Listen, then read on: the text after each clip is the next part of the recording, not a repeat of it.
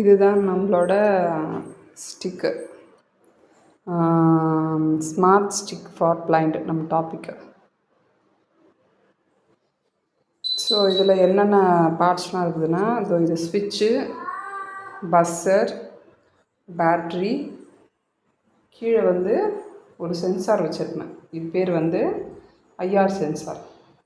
இதுதான் டிடெக்ட் பண்ணும், டிஸ்டன்ஸை டிடெக்ட் பண்ணி பக்கத்தில் ஆப்ஜெக்ட் இருக்குதா அப்படின்னு சொல்லிட்டு பார்க்குறதுக்கு யூஸ் பண்ணுவேன். இப்போ நான் இந்த சர்க்யூட்டில் கனெக்ட் பண்ணியிருக்கேன்.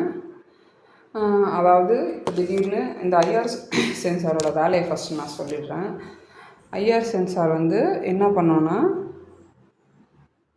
பக்கத்தில் ஏதாவது ஒரு ஆப்ஜெக்ட் இருந்துச்சுன்னா, இது ஆக்சுவலி இந்த black colour transmitter, sorry white colour transmitter,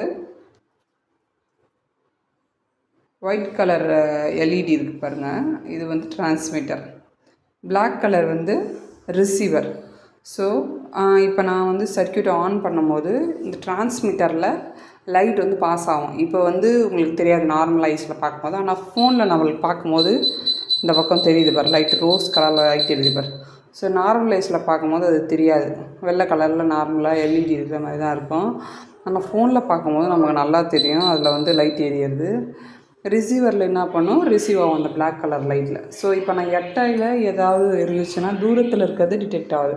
இப்போ எதுக்காவது கிட்ட ஏதோ ஒன்று பக்கத்தில் கல்லோ இல்லை வேறு ஏதோ செவரோ இருந்துச்சுன்னா இது கரெக்டாக டிடெக்ட் பண்ணும். இப்போ நான் இப்போ தூரத்தில் வச்சுருக்கிறேன், டிடெக்ட் ஆகலை.